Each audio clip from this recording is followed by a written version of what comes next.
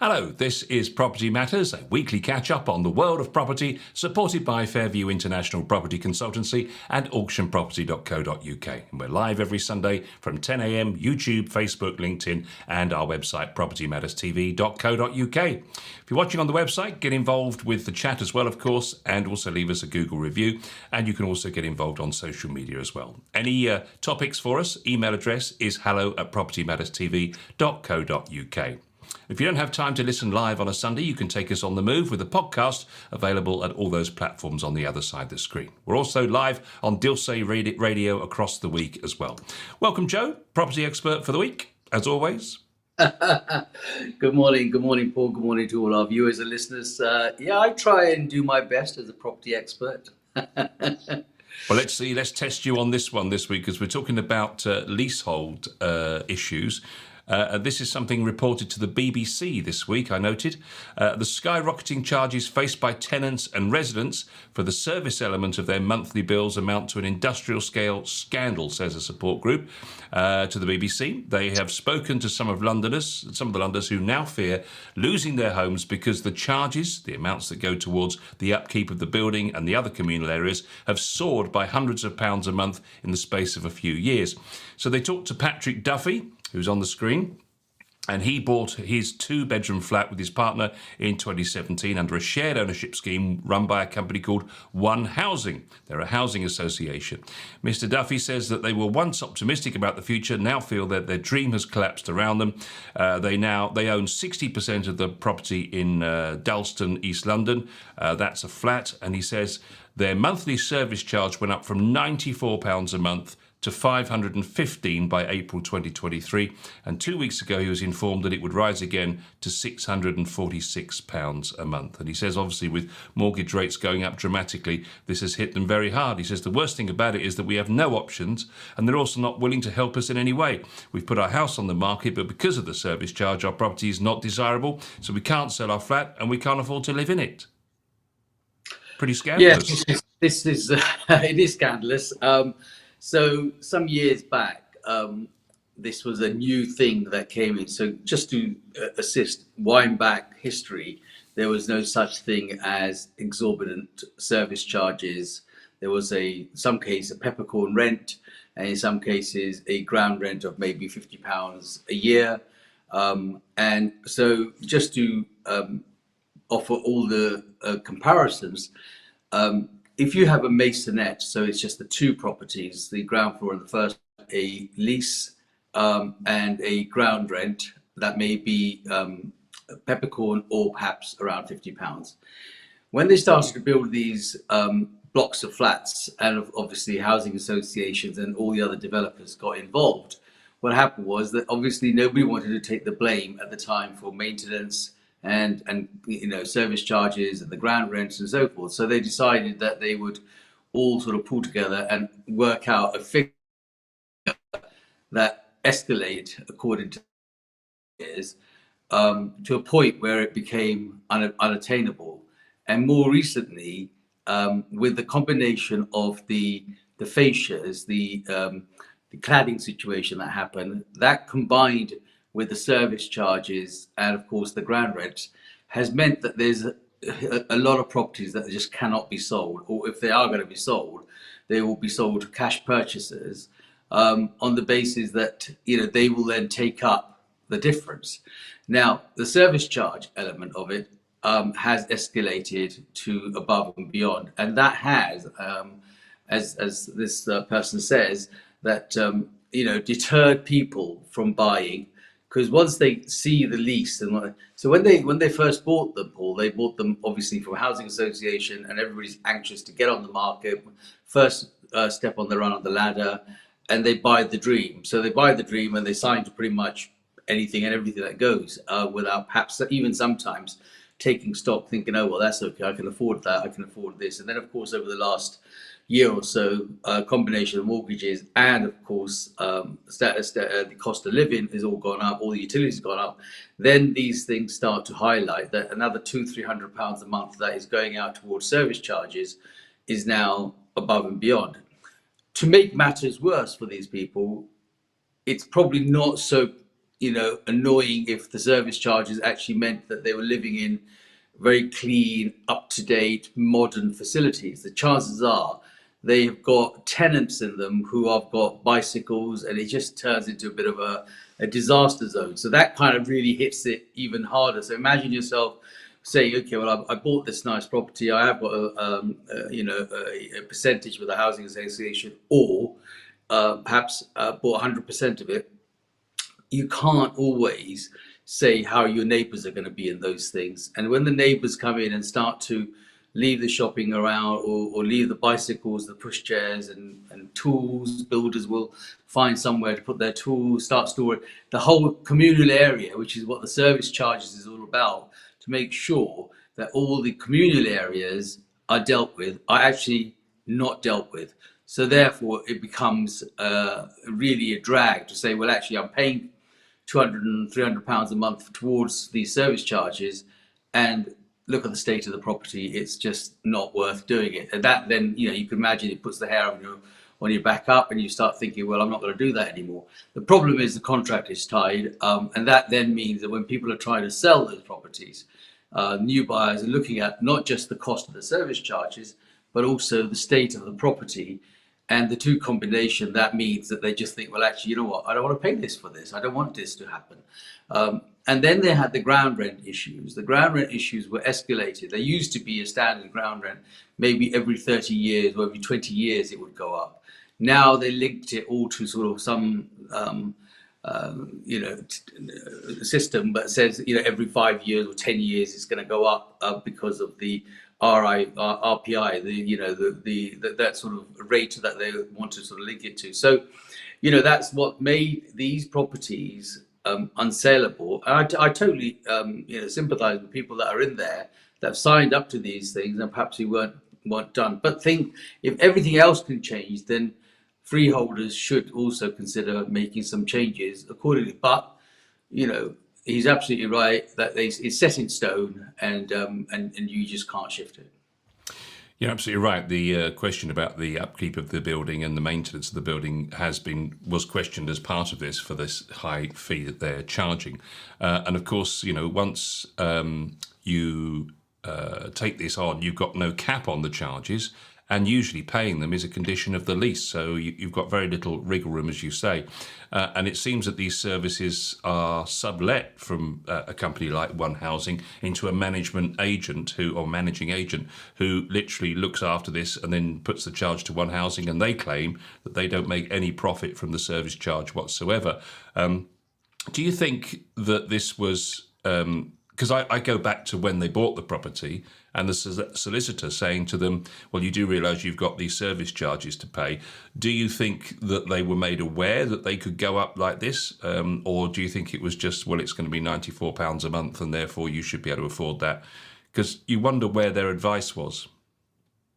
I think, to be honest with you, in this particular case, as you know, I'm always up in arms about the legal system. But in this particular case, what happens is that you're so enthusiastic to buy something and get on the run of the ladder, you actually don't perhaps listen to, even if you have been told, you've not taken it on board to say, all right, yes, in 10 years' time or 5 years' time, that from £95 is going to become, £200. Another 10 years' time is going to become another, £300, or whatever that amount might be. But it's just that the original £95 is okay, and you think, oh well, it's palatable, I could do that, and probably don't listen to the rest of it. And it's not until you come to resell it that you realise that, I bought the situation, and now how do I deal with that? Yeah, I mean, they say that the reason that the charges have gone, excuse me, so far ahead is the fact that the insurance doubled across the 3-year period, and the energy costs, of course, continue to rise steeply. And the building was a timber frame construction, so Patrick says he received an extra bill for more than £9,000 because his bills were estimates. So he's now been told he needs to pay actual costs relating to the previous years. So he needs to find this sum on top of the monthly service charge. The rent he pays for the part of the property that he doesn't own, and he has to pay his mortgage. So he's got his mortgage, he's part of the property that he's buying, and he's also got, of course, the service charge to pay as well. The charges Mr. Duffy and his partner have received relate to total costs incurring over 3 financial years, equating to an overall balancing charge of £9,257, as the service provided during the 3-year period costs were more than estimated. So that's a pretty tough pill to swallow, something like, what, £250, £275 per month?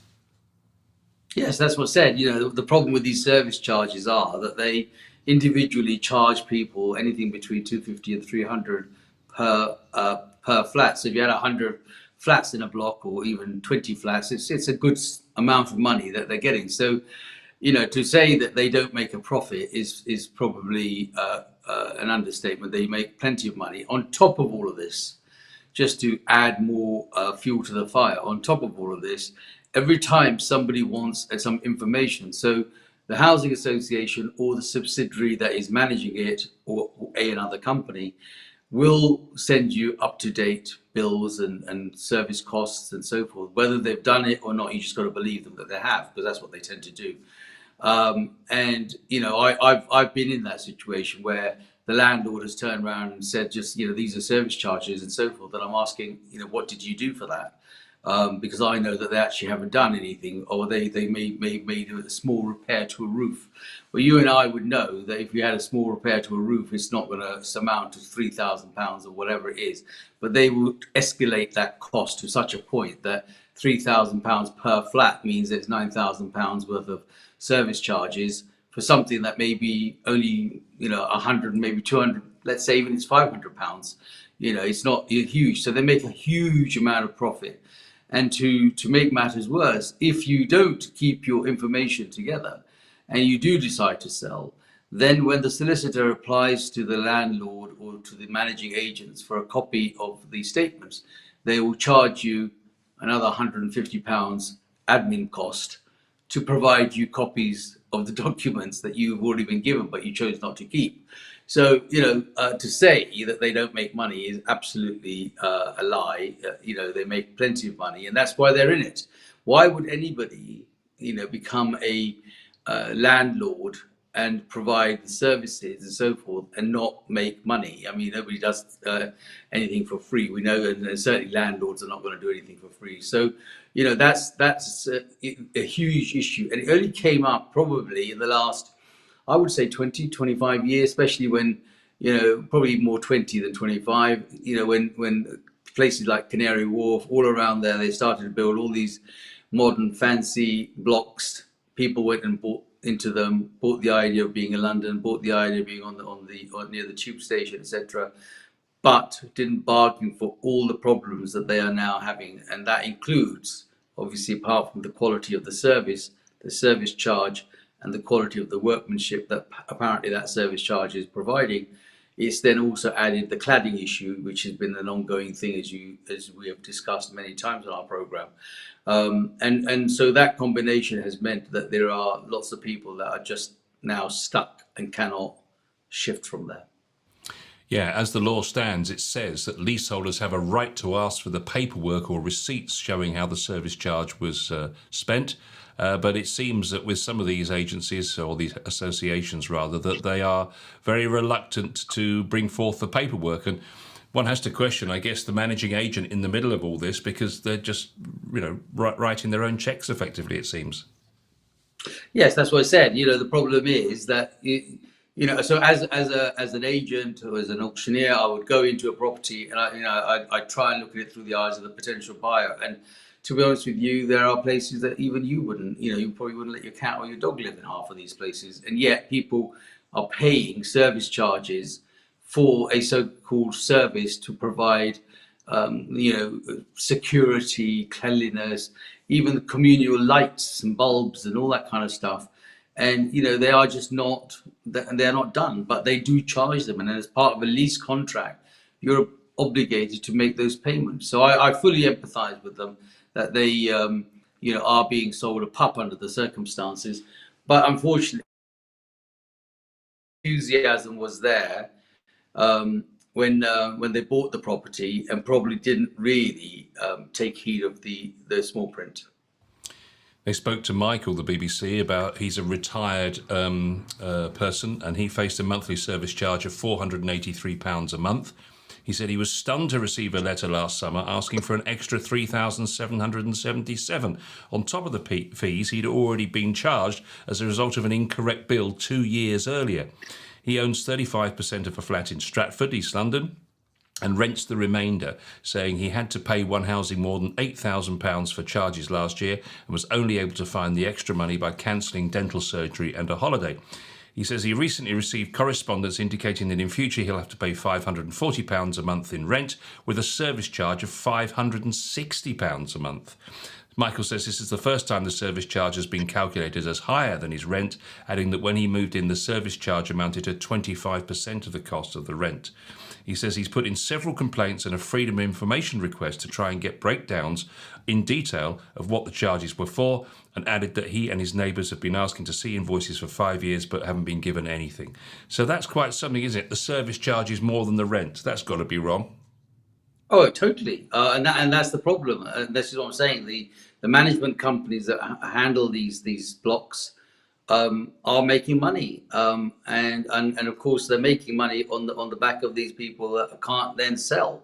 So they've locked them in, and if they don't pay their money, of course they will apply to the court to say that they haven't paid their money, either to the lender by saying that you've got to add this cost to the mortgage, and the lender will pay it. Why will the lender pay it? Well, the lender pays it because he doesn't want the property to be repossessed, and therefore they will add it to the mortgage at the time. Or they will turn around and say, well, actually, you know what, you've got to pay this, and if you don't pay it, we're going to take repossession action.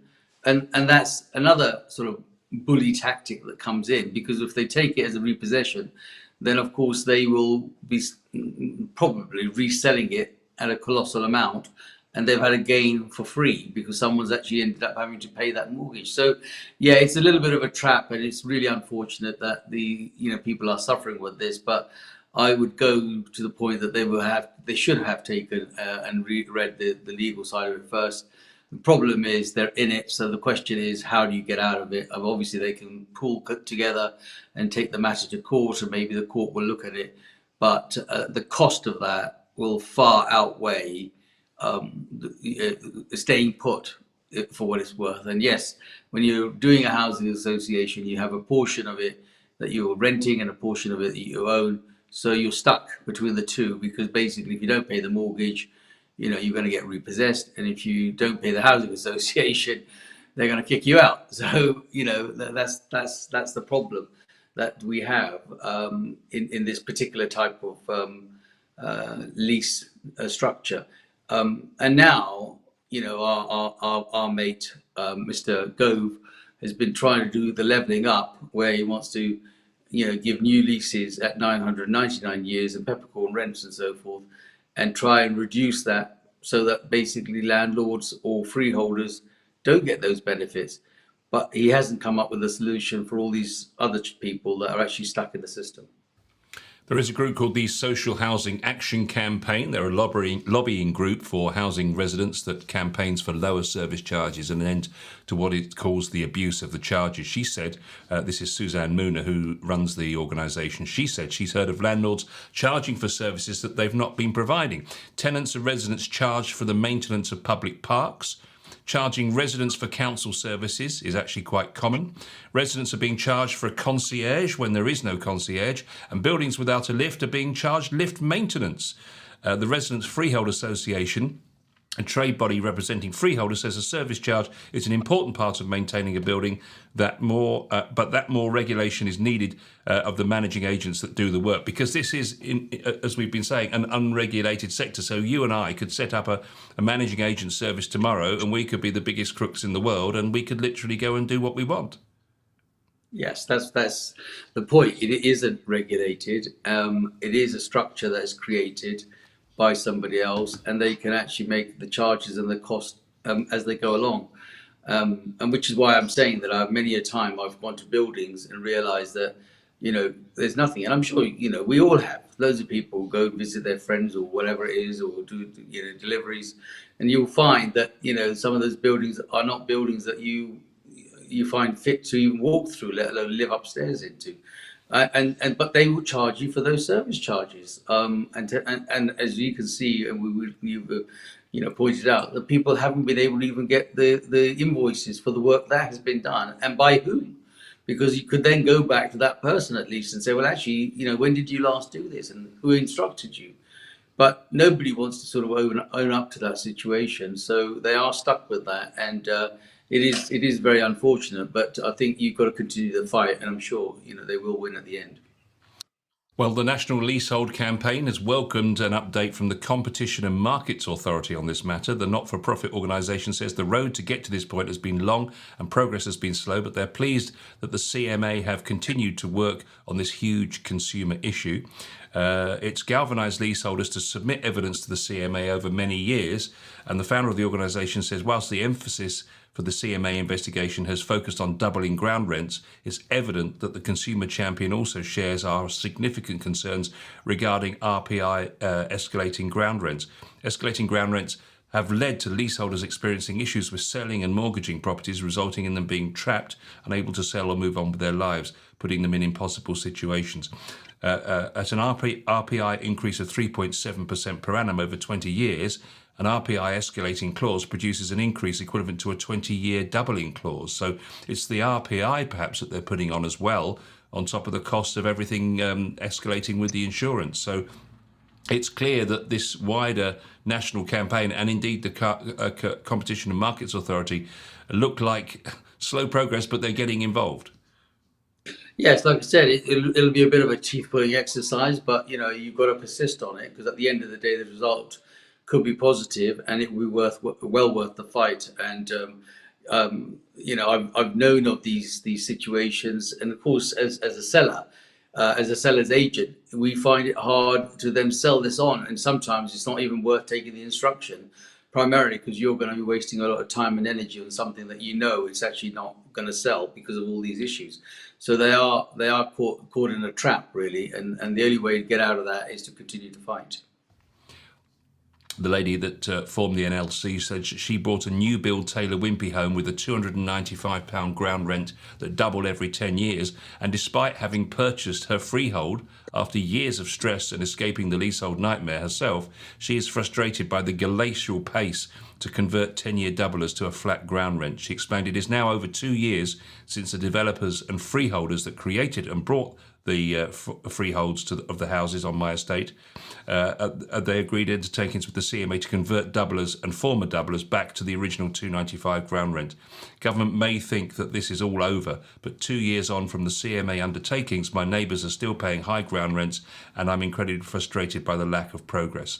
The developers and freeholders need to convert these doublers to flat ground rent, otherwise their warm words and undertakings are just completely rhetoric. Hundreds of leaseholders are caught up in this impasse. And it is interesting, Joe, to look at the number of companies that have dragged their heels. I mean, they're talking about companies like Redrow, for example, have finally agreed to do this. But back as far as 2019, some of these builders were actually going back to these basic ground rents, but some of them are still only getting round to it now. And they were all asked at the same time. And so some of them going, oh, yes, we've done it. But it's taken them, 5 years? Oh yes, and to be honest with you, like I said, over the last sort of 20 years, it's always been the big household name builders that have built these blocks that have created such issues. Prior to that, to the best of my knowledge, it wasn't as dire as it has become. So go back to your sort of Canary Wharf days and see when that was, and that was over the last 20, 25 years that lots of those blocks were built, and they were all built by major developers, major builders, in conjunction with housing association like the One Housing Group. So they saw that that's the only way to make money. Sometimes they were suggesting that they were selling the flats at lost leaders. In other words, they were selling them not for a great profit. But if you look back at Redrow's books and several other developers, they made huge amounts of profits in their building. But they obviously topped it up by all these other little hidden extras, including service charges, maintenance costs, buildings insurance, and ground rents escalating, and then of course administration costs. So as you say, it's not regulated.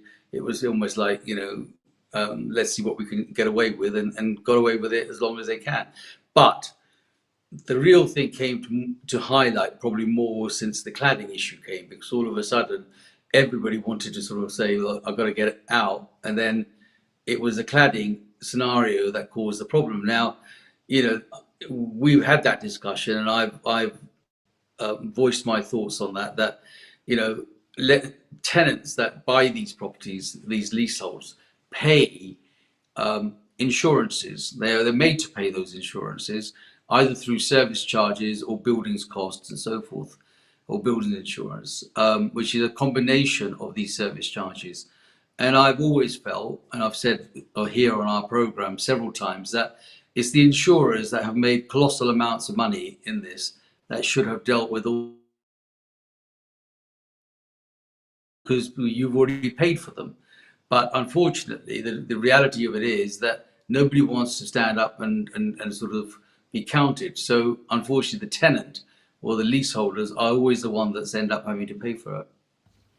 So there's a little bit of a timeline here. So 2019, the CMA went about tackling the issue, and it took until June 2021 for Aviva to remove doubling ground rent terms in relation to freeholds that it had bought. In the same month, Persimmon Homes offered leasehold house owners the opportunity to buy the freehold of their property at a discounted price that better reflects what they expected when they originally bought their home. September 21, Countryside Properties removed doubling ground rent terms in relation to freeholds it owns. December 21, Taylor Wimpey removed doubling ground rents and RPI-based terms that were originally doublers from all its contracts. August 22, 9 businesses who purchased freeholds from Taylor Wimpey commit to remove problematic doubling terms. Developers Crest Nicholson, Miller Homes, Redrow and Vistry agreed to help to remove doubling terms for leasehold contracts they sold on. And March 2022, 15 businesses who bought freeholds from Countryside removed doubling ground rent terms. So it's taken till, and now in March of this year, 8 more freeholders agreed to strike out doubling terms from their leasehold contracts. So you have to ask, for those that have done it certainly in 2024, these 8 companies, why were they not able to do it in 2021, for example? Well, they drag it out as long as they can and made the money. So it's, they've come to a point where now the gun is held to their head, and they thought, well, okay, we've got to get out of this. But, we made hay while the sun is shining. So for all those years, they've had to, they've made those charges and costs. And also it might be that the term is now there. So it depends when they started the building. So not everybody was building in 2018. Some of those were built a bit later. And it might be out of an anniversary of 5 years or 10 years, whenever it fell that the new doubling rent was going to happen. And it's at those anniversaries, they probably thought, well, we now will drop that, because it would have been too much headache to try and drop it any earlier, the amount of paperwork and the energy that would have gone into it. I'm just, surmising the sort of thing that could have made those differences. But, the fact that they are getting to that stage is a good thing. My big concern out of all these is we still got all these fascias, these cladding issues that are still outstanding and are extremely slow. And these poor tenants are stuck with properties that they can't shift out of until they are cladded and dealt with. In some cases, it's probably just as quicker for them to take the damn blocks down and to build it again for the amount of cost it is cost for putting these new claddings on them. It's colossal. I know of a cladding situation in an area where it's cost £30 million to deal with the cladding. It wouldn't have cost that to take the damn thing down and build it again. If they can house asylum seekers for £7 million a day, I'm fairly certain they would have accommodated them in a hotel or something and taken the damn thing down and built it up again in the time they've done. It's just a scenario where I think vulnerability is taken to another extreme for people that have bought and invested in such properties. I think that the insurance issue is the big elephant in the room here, isn't it? Because obviously the cladding has made the insurance double, or part of that reason, the fire risk element of it. And you can't see that once the cladding issue has been resolved, that the insurance is suddenly going to come down again, can you? It doesn't work like that. Well, what really frightens me is that the insurance company should. I mean, if they paid for it and done this, out of the money that they made, then you don't have an issue of perhaps paying a penalty. It's a bit like, if you had a car crash and the car's been repaired by the insurance company, and obviously, they're going to recoup their money. So the next time your insurance is going to go up by, 10, 15, 20 pounds, 50 pounds. Well, then, the reason, the penalty for that is that you had to do that. But if they haven't done anything and they're still wanting to double your insurance, that is really a painful exercise. What's interesting, just looking at this timeline again, actually, and delving a little deeper, you look at Countryside Properties removed doubling ground rents in September 2021. Then 6 months or so later, in March 2022, 15 businesses who bought the freeholds from Countryside removed the doubling ground rents. So Countryside agreed in September 2021 to remove doubling ground rents. They did it by selling them to someone else who then did the work for them. And the same thing with December 2021, Taylor Wimpey removes doubling ground rents. But then in August of the following year, almost a similar amount of time, 9 businesses who purchased freeholds from Taylor Wimpey commit to remove problematic doubling terms. So again, they just, rather than actually deal with the problem, they just sold it on, it seems, and it went to other people to sort out. Yes, and the reason why they sold it on, and of course the other people do it, is that in that term and that time, they make the sufficient amount of money out of those people.